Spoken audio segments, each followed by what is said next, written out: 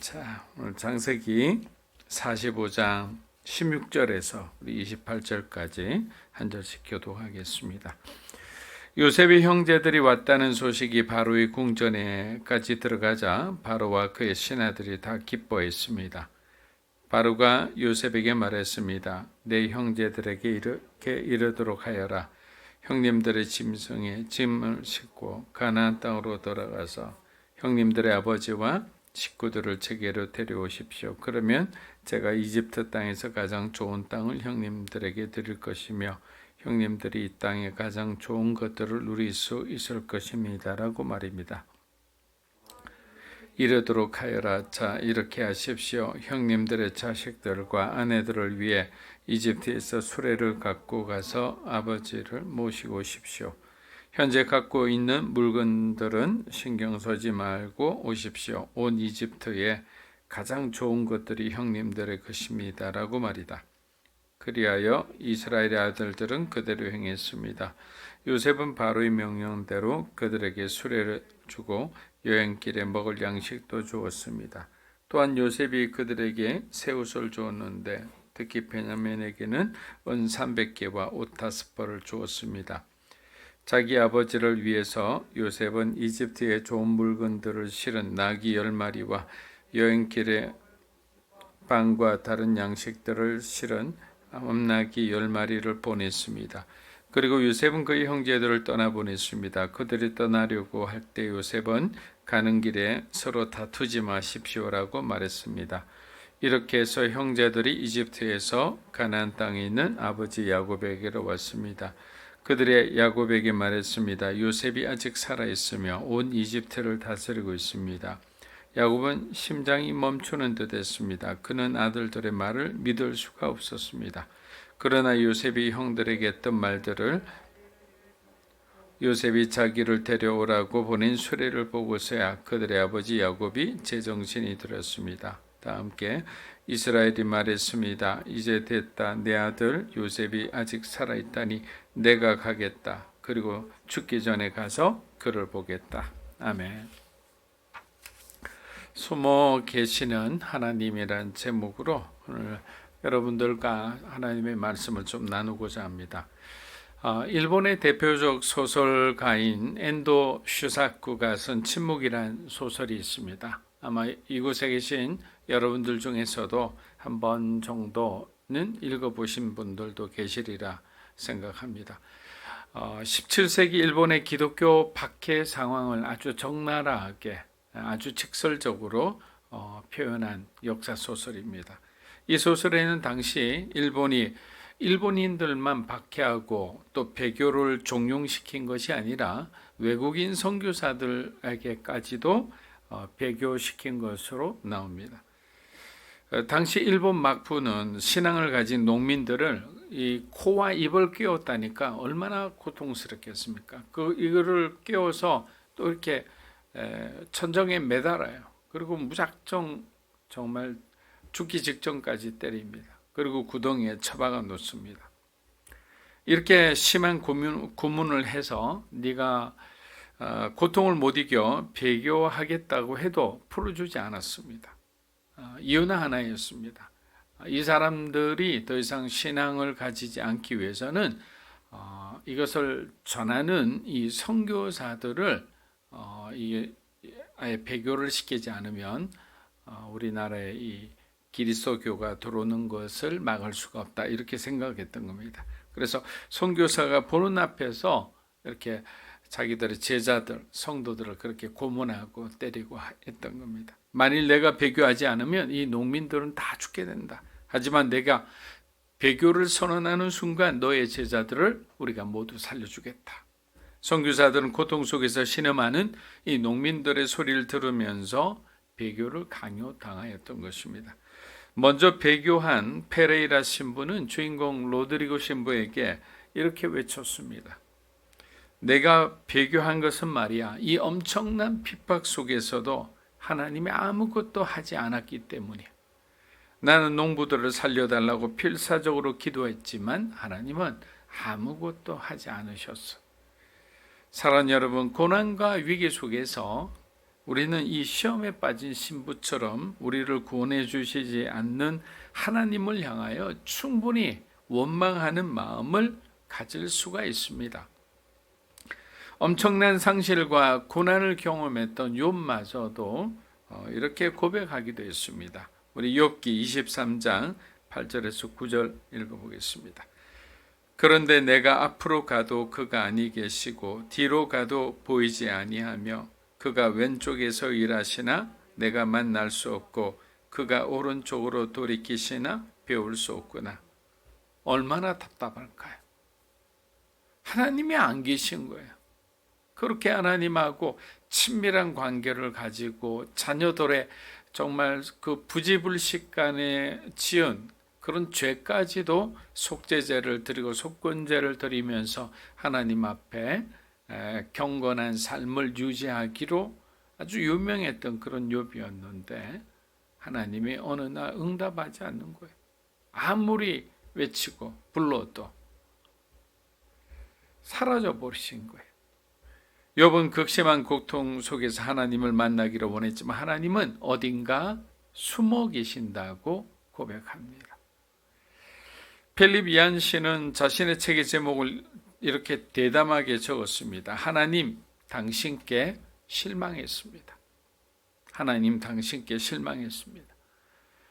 그리고 그는 그의 책에서 이렇게 표현합니다. 하나님에 대해 전혀 실망하지 않는 사람이 있다면 그는 분명 무신론자일 겁니다. 무신론자는 하나님께 아무것도 기대하지 않기 때문입니다. 이 말이 상당히 제 마음에 깊이 와닿았습니다. 우리가 하나님 앞에 참 많은 기대를 하며 살아가는구나. 우리가 의외로 우리가 하나님을 정말 많이 의지하며 살아가는구나. 또 우리가 의외로 하나님을 정말 사랑하며 살아가는구나. 그런데 우리가 그렇게 사랑하고 우리가 그렇게 기대했던 그분이 우리를 고난 가운데 고통 가운데 그대로 내버려 두실 때 우리가 받는 그 큰 상실감은 이루 말할 수가 없는 거예요. 하나님 도대체 어떻게 된 겁니까? 성경에 정말 수많은 약속들이 있고 그 약속에 따라서 내 인생의 모든 것을 걸고 주님을 위해 살았는데 지금 내 삶은 어떻게 된 겁니까? 그런 어떤 우리의 기대에 충족하지 않는 하나님에 대한 원망. 그러니까 우리의 신앙이 이제는 소용돌이 속으로 들어가는 거예요. 도대체 하나님은 계신 건가? 하나님 어디 계십니까? 예수님조차도 십자가 죽음을 앞두고 나의 하나님 어찌하여 나를 버리셨나이까? 라고 하셨습니다. 하나님과의 단절을 두려워하신 거죠. 우리는 이러한 상황을 하나님의 외면, 하나님의 부재, 하나님의 직무유기라고 얘기하기도 합니다. 그러나 이러한 우리들의 오해는 얼마 지나지 않아 풀리게 되고 모든 것이 우리들의 오히려 불신앙이었음을 다시 한번 하나님 앞에 고백하게 되는 것입니다. 왜냐하면 하나님은 때로는 숨으심으로써 자신을 나타내기 때문에 하나님이 숨으셨다는 것은 우리와 멀리 떨어져 있다는 것이 아닙니다. 그래서 어떤 목사님께서 아주 잘 비유를 하셨어요. 이런 숨어 계신 하나님에 대해서 어린아이와 숨바꼭질하는 아버지로 비유하셨어요. 자, 아버지와 어린아이가 숨바꼭질을 할 때 어떻게 합니까? 아버지는 항상 아이가 어디 있는지를 다 알고 계세요. 그리고 어딘가 숨어서 계속 이렇게 아이가 찾기를 아버지가 기다리고 있는 거죠. 그리고 아이가 지쳐갈 때 아버지가 짠 하고 이렇게 나타나는 거예요.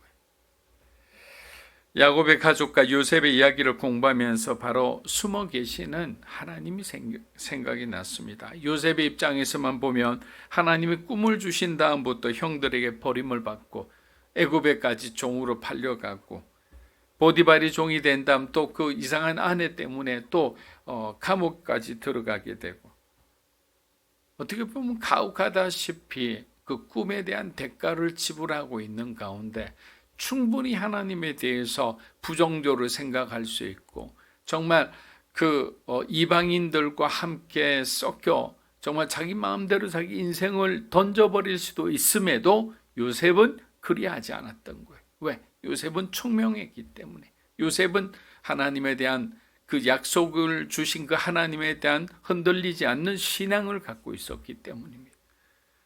그래서 그는 인생의 굴곡마다 하나님의 인도하심이 있었다고 고백한 사람이었어요. 여러분 인생 가운데 그 심한 굴곡 가운데 우리는 하나님이 없다고 하지만 진짜 믿음이 있는 사람은 하나님이 우리와 함께하고 계셨음을 인정하는 겁니다. 하나님은 숨으심으로 우리를 향한 큰 계획을 이루실 때가 있습니다. 그리고 오늘처럼 요셉과 야곱의 삶에 큰 보상으로 축복하시는 것입니다. 그들은 기대하지도 않았던 아주 좋은 땅을 받았습니다. 그것도 애굽의 땅이지 않습니까? 우리나라가 최근 아프간의 공로자들을 탈출시켜서 어떤 한 장소에서 적응 과정을 거친 후 이제 영주권을 주어서 한국에서 거주하게 해주었습니다.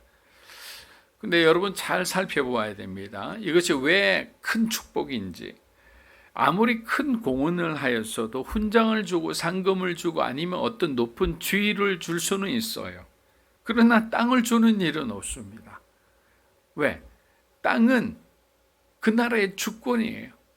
그런데 예를 들어 여러분들이 대한민국을 위해서 열심히 일해 주었으니 비옥한 호남 평야가 있는 전라남도를 여러분들에게 주겠어. 거기서 영구적으로 거주하십시오. 이렇게 하지는 않잖아요.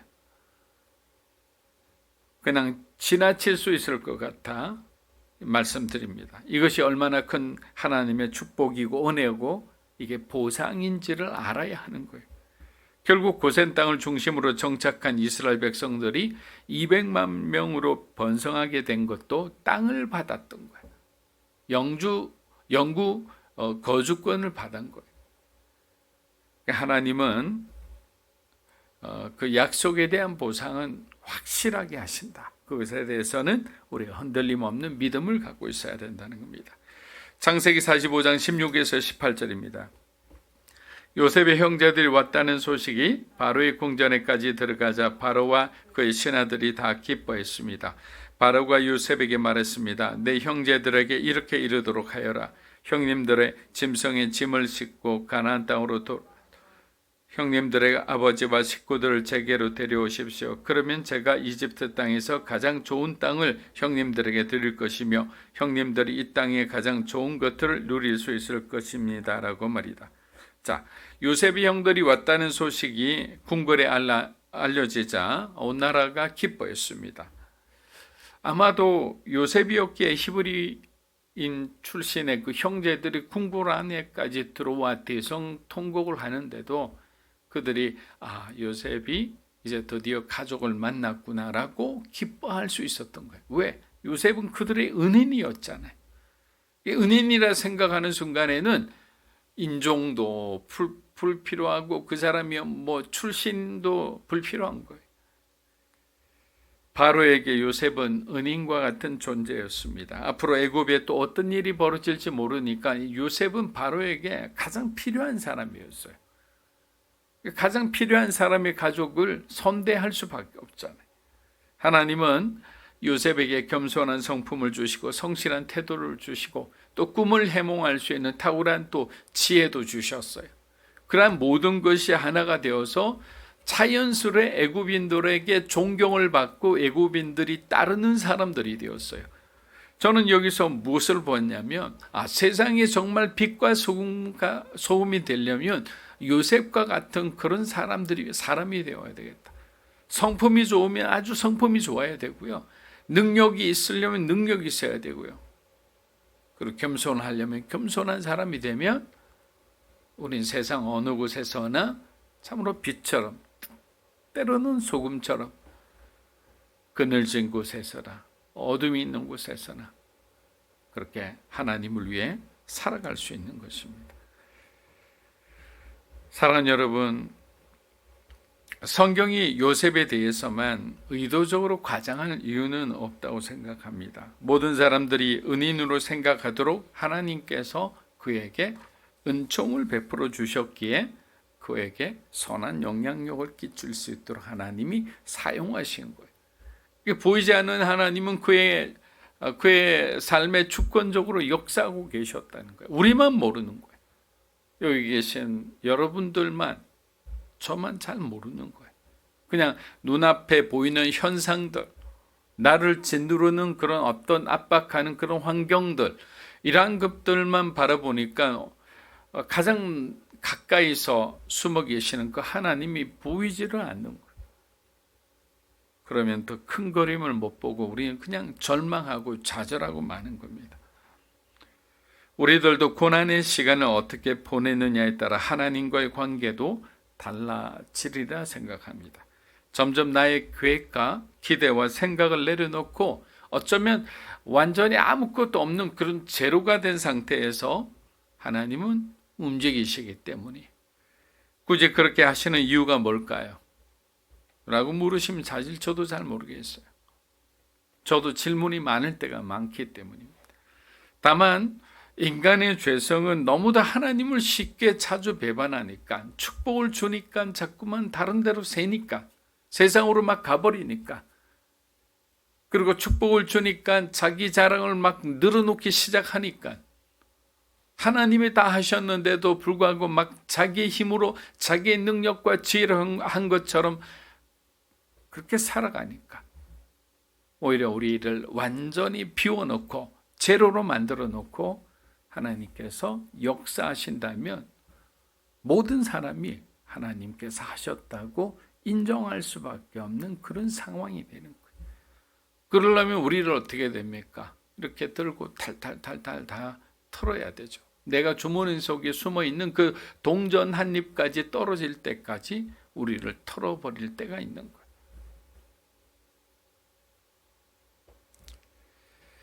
창세기 45장 24절에서 26절입니다. 그리고 요셉은 그의 형제들을 떠나보냈습니다. 그들이 떠나려고 할 때 요셉은 가는 길에 서로 다투지 마십시오라고 말했습니다. 이렇게 해서 형제들이 이집트에서 가나안 땅에 있는 아버지 야곱에게로 왔습니다. 그들이 야곱에게 말했습니다. 요셉이 아직 살아있으며 온 이집트를 다스리고 있습니다.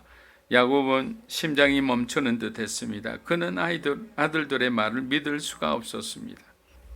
자, 요셉은 형들을 돌려보내며 길에서 서로 제발 다투지 말라고 이렇게 당부를 합니다. 사실 이렇게 말하는 것도 우습죠. 그러나 요셉의 말에는 요셉의 과거의 기억과 데자뷰 되는 게 있어요. 왜? 자기를 정말 그 구덩이 속에 빠뜨려 넣고 형들이 그 안에서 심히 다투었잖아요. 죽여야 된다. 구덩이에 빠져야 된다. 누구에게 팔려가게 해야 된다. 이제는 그런 형제간의 경쟁도 다툼도 없는 정말 우애 좋은 형님들이 되기를 원하는 마음으로 그렇게 충고를 한 거예요. 아마 그들도 돌아오는 길에 얼마나 무용담처럼 요셉을 만나는 그 과정, 그리고 지금 수레를 들고 마치 금이 환영하는 그들의 어떤 모습, 아버지가 그 요셉의 소식을 들으면 얼마나 기뻐하실까라는 그런 기대감, 아주 그냥 그들의 인생에 가장 해피한 그런 순간이었을 거예요. 그렇게 해서 결국은 그들도 숨어 계시는 하나님을 만나게 되는 거예요. 그래서 요셉의 만남으로 끝나는 것이 아니라 요셉을 통해서 많은 사람들이 살아계신 하나님을 경험하게 되는 거예요. 저는 이곳에 계신 여러분들이 그런 하나님의 거룩한 통로가 되기를 주의 이름으로 축복합니다. 저는 우리 믿음으로 사는 교회 성도들도 보이지 않는 하나님의 은혜조차 느낄 수 있는 그런 성령의 민감한, 또 성령 충만한 성도가 되시기를 주의 이름으로 축복합니다. 성령의 레이저 광선이 세상의 어둠을 향해 그냥 찔러대는, 정말 비추어대는 그 모습을 한번 상상해 보십시오. 드디어 집으로 돌아온 야곱의 아들들은 애굽의 총리가 된 요셉을 만났다고 아버지에게 말합니다. 그러나 야곱은 그들의 말을 쉽게 믿을 수가 없었는데 아주 화려한 그 애굽 스타일의 수레를 보는 순간 깜짝 놀랐죠. 그리고 그의 기운이 소생했다. 다시 그의 기운이 살아났다라고 이야기합니다. 여러분 한번 상상해 보십시오. 이 구절들을 보면 특별히 이 부분이 되게 은혜가 됩니다. 요셉이 옷을 한 벌씩 주잖아요. 그리고 베냐민에게는 옷을 갖다가 더 주죠. 근데 그 옷이 축제용 옷이라는 거예요. 축제용 옷은 그냥 일반 옷이 아니에요. 과거의 채색 옷과 비슷한 옷들이겠죠. 화려한 옷이잖아요. 형들이 요셉이 준 축제용 한 벌씩을 멋지게 차려입고 집으로 돌아오는 장면을 한번 생각해 보십시오. 이제는 더 이상 차별과 편애가 없는 거예요. 모두가 이제는 그 마음의 응어리가 없이 하나가 된 상태.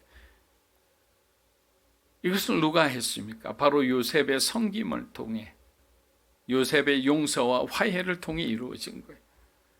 한 사람이 미랄로 썩어지는 동안 가정이 회복되죠. 공동체가 회복되는 거죠. 나라와 민족이 회복되기 시작하는 거예요. 근데 우리 모두가 살아있으면 다툼밖에 없는 거예요.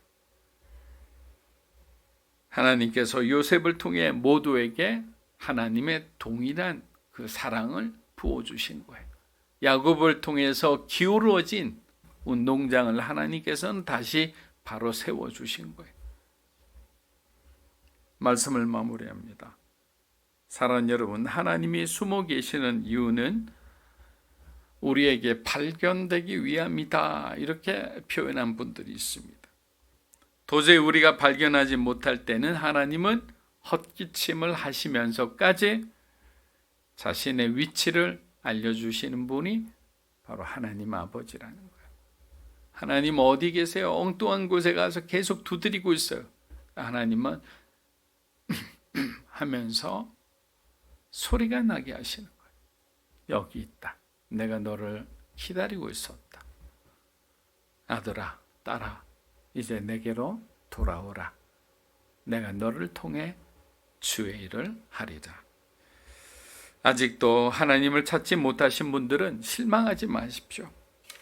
여러분 가장 가까이에 숨어 계시는 하나님을 여러분들도 곧 발견하게 되기 때문입니다. 언제나 하나님의 신실하심을 우리가 가슴에 품고 우리도 그렇게 살아가는 저와 여러분이 되시기를 주의 이름으로 축복합니다. 아멘. 기도하며 나아가겠습니다.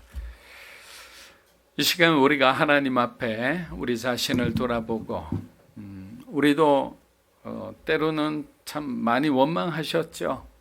아니면 아직도 하나님에 대해서 풀리지 않는 그런 의문을 가지고 살아가시는 분들도 계시리라 생각합니다.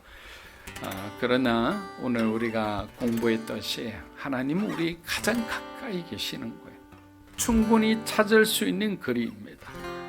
원망하지 말고 오히려 더 하나님께 이러한 모든 상황에 대해 감사하며 주님을 우리가 구할 때 하나님은 우리를 만나 주리라 믿습니다. 그러한 하나님을 우리가 만날 수 있도록 그 모든 만남의 과정을 주님이 인도해 주시도록 함께 기도하며 나아가겠습니다.